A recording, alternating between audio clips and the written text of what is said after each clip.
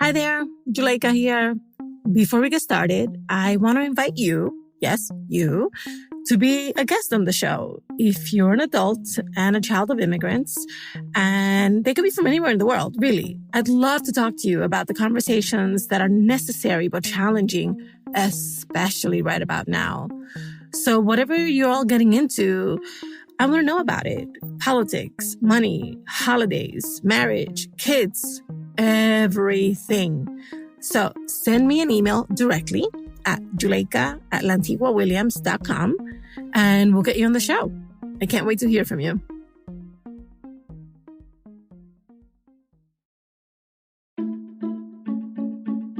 Hi, everybody. Today we welcome Max. Max grew up in a conservative Cuban-American household. His liberal politics clashed with those of his relatives, making him sometimes question his cultural identity and even doubt his sense of belonging in the broader Cuban-American community. Let's get into it. My name is Max Ramos. I am Cuban descended from Miami. I currently live in Atlanta, Georgia.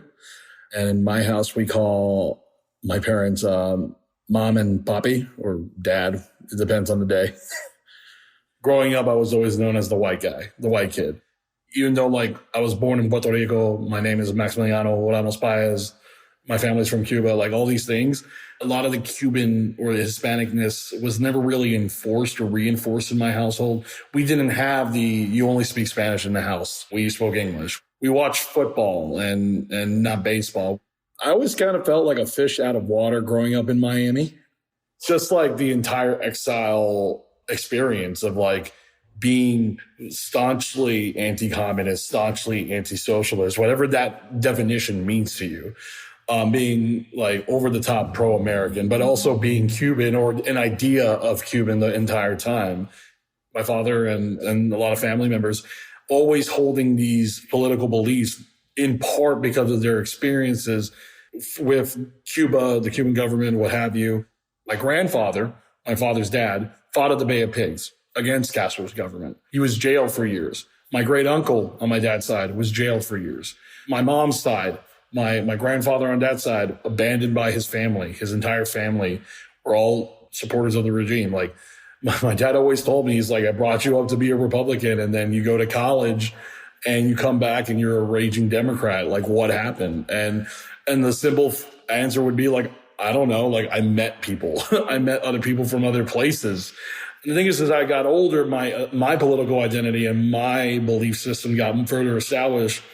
Honestly, that also affected my relationship with my father, especially, but my family at large. Voting for certain people, when I voted for Joe Biden, it was being called a socialista. It was being called a comunista. It was things like that.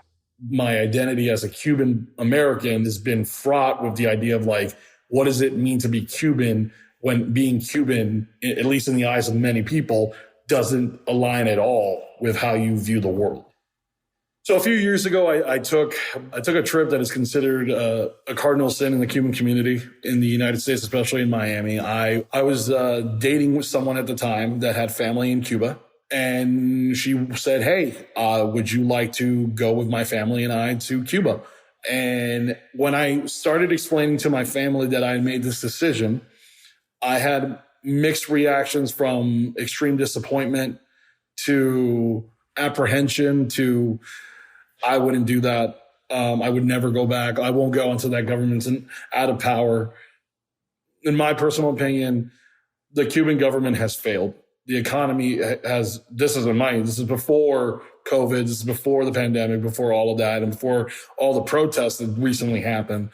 This was 2016, and things were a shamble.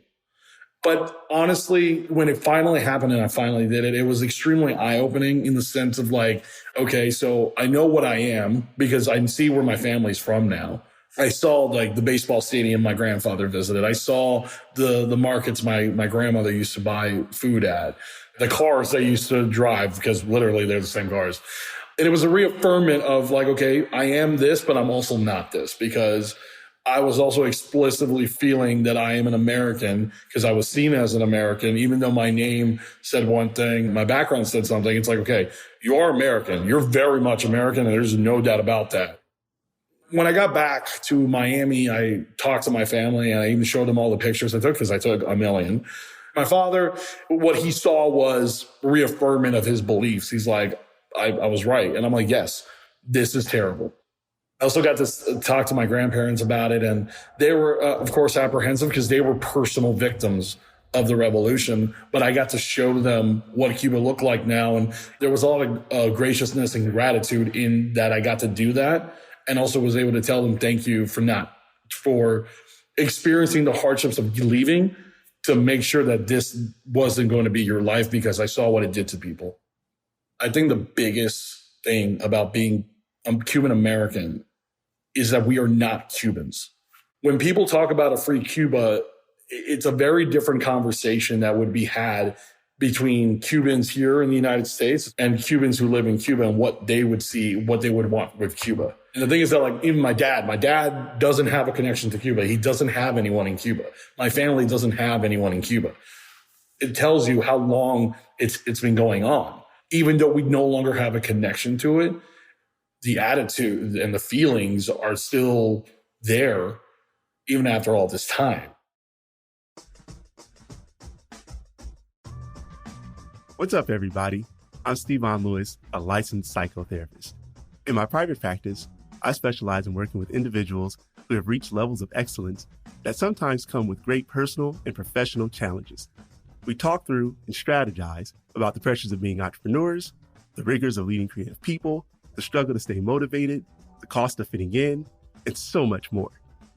I'm now preparing to host a new podcast from LWC Studios, where I'll offer feedback to listeners like you about professional and aspirational challenges from others and from within ourselves. Things like imposter syndrome, perfectionism, toxic positivity, the dark side of humility, and especially how we define success. I'd love to hear about your successes and challenges, your sacrifices, the ways you've celebrated, and what's ahead as you grow. Send our producer, Virginia, an email so she can get your story on the show. She's at virginia@lwcstudios.com. Talk to you soon.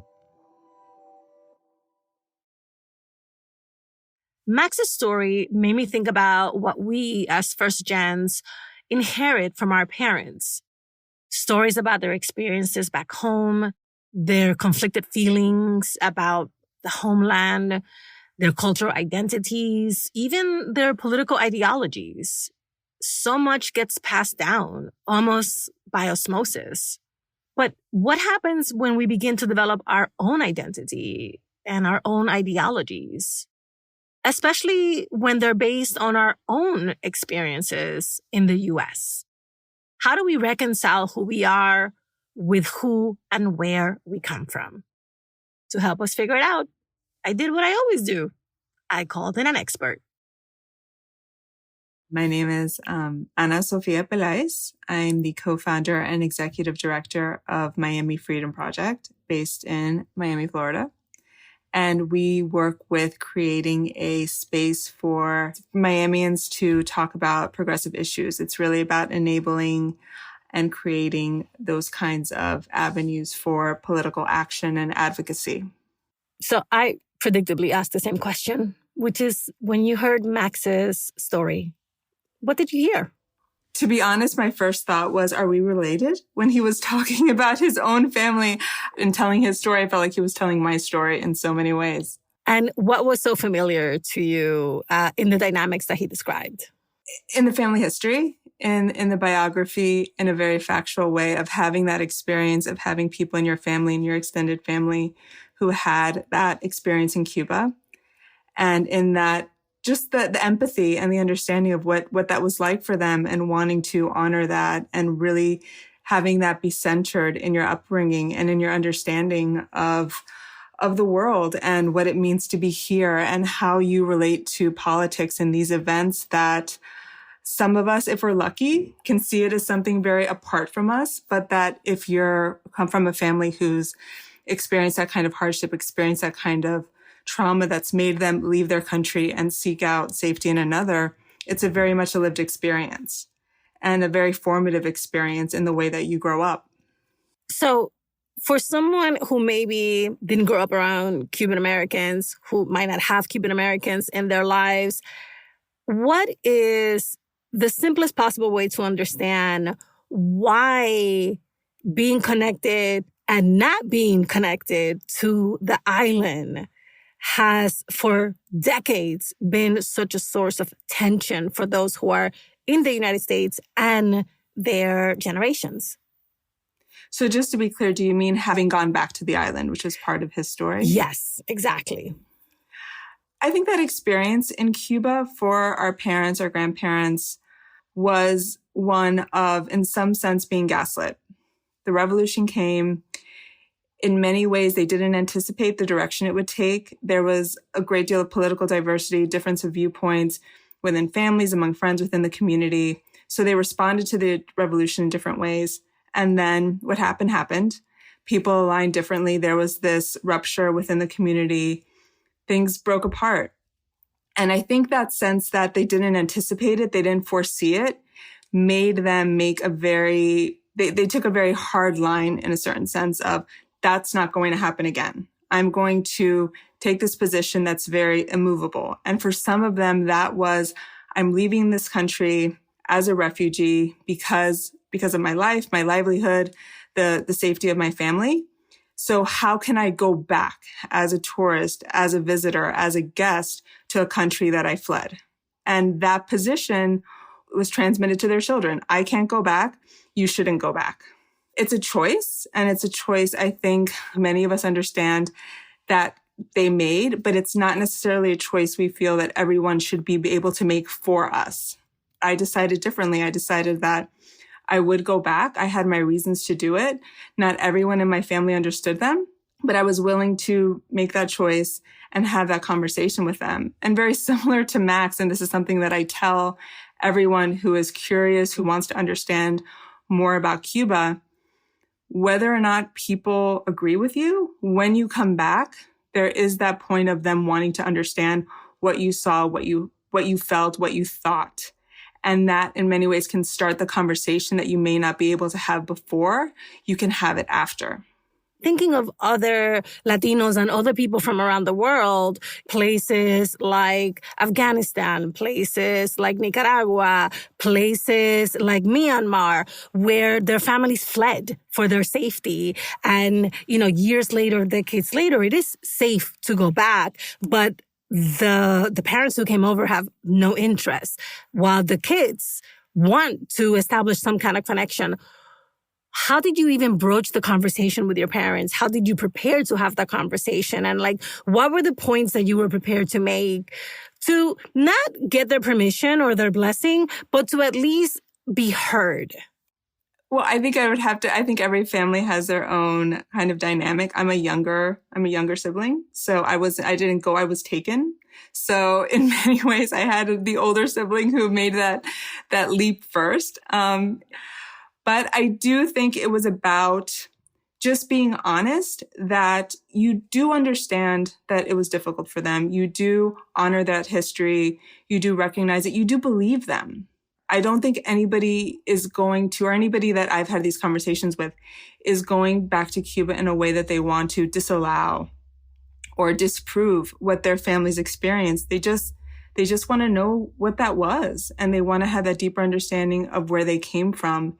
And it really is a kind of leap of faith that family have to take together. The parents, the grandparents have to understand that this person that they've loved, that they've shared this story with, is not going to go there and come back and say, you exaggerated. You didn't mean it. It was fine. I had it perfectly. They're going to really understand what they left. And they're going to, in many ways, just really be able to empathize with them more. And when you go back, I always found when I went to Cuba, when I experienced it for the first time, I felt that any story I had been told about Cuba was wanting because it was more beautiful than I imagined. It was more like home than I could have hoped. It was this experience that in seeing it, I understood more the pain of having to leave it than I would have from just what I had been told secondhand through my family. And I think that connection, that ability to look at my grandfather when I came back and say, I understand what you lost. and I'm sorry. That brought us closer together in a way that if families understood that that was possibility, that there would be that deeper understanding and that these stories that they have shared with them would have more meaning, they would be more at ease. They would be more at peace with letting their children go and have that experience. Switching gears a little bit, one of the things that Max talked about repeatedly was the expectation to be Cuban-American in a very particular way, especially when it came to his political alignments. And, Cuban-Americans have a reputation for, being more politically conservative, for being more supportive of certain ideologies, etc. And he finds that at odds with how he's choosing to live. So talk to me, because you are studying the politics mixed in with the identity and all of this, a little bit about how those types of expectations can, influence not just the identity, but also the political awareness and the sort of like the understanding of what your place is in a community for someone like Max. For someone like Max, the experience in their families of having this dictatorship that defined itself as a socialist communist dictatorship, the reaction to that can be seen as going in the other direction, being conservative. And that is a valid response. If you've had this traumatic experience with an ideology, a professed ideology, I think it's questionable how it was practiced. The other extreme could be seen as safe harbor, but it's not the only response.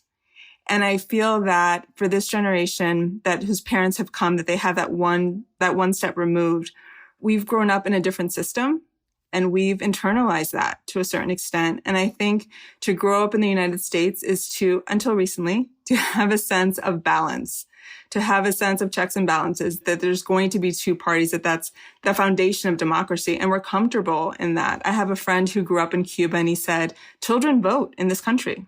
You go to their house and they say, who wants to play basketball? Who wants to play baseball? That's not what we did in Cuba.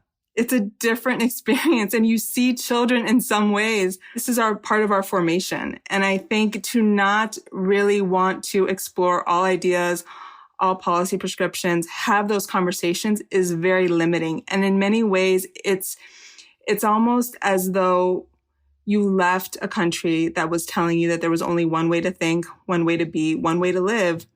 Why would you accept that in another country that is telling you, engage with everything and make up your own mind? We really center the individual in being able to determine how they feel about things, how they align on different issues. How can you not do that? Engaging on different ideologies, that's what our family's left for. And I think that's what we have to hold on to. We have to give ourselves that space to engage on issues in a very honest way, not limit ourselves to the conversation that we think we should have and have that be dictated by a cultural identity that's aligned to a political ideology, which is not the case. There's nothing about being Cuban that has to be conservative. So you should, as an individual, as a citizen, you should be able to engage on issues in any way that connects to your needs, your understanding, what the broader community needs and how you can all move forward. Thank you so much for coming on the show. What a pleasure to talk to you. It was a pleasure. Thank you so much for this. It's a great program. I'm really happy to hear all of these voices. All right. Here's what we learned from Ana Sofia today. Reassure them. When speaking with parents about their home country, emphasize that you're not trying to disprove or discount their experiences. You're just trying to understand them. Talk about your experience. Whether or not your family agrees with your choice to visit the homeland, they will definitely be curious about the actual visit. So talk about what you saw. Talk about what you felt and what you thought, and use this as an opportunity to foster understanding between you. And remember, engage with everything. There is no one way to think, to be, or to live. You have the opportunity to explore ideas, issues, and ideologies in ways that many of our family members simply didn't back home. So seek these opportunities out.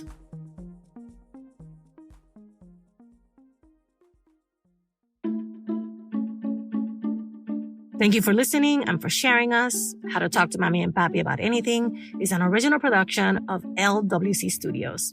Virginia Lora is the show's producer. Kojin Tashiro is our mixer. Manuela Bedoya is our marketing lead. I'm the creator, Juleika Lantigua. On Twitter and Instagram, we're at Talk to Mamí Papí. Please follow us and rate us on Apple Podcasts, Amazon Music, Pandora, Spotify, anywhere you listen to your favorite podcast. Bye, everybody. Same place next week.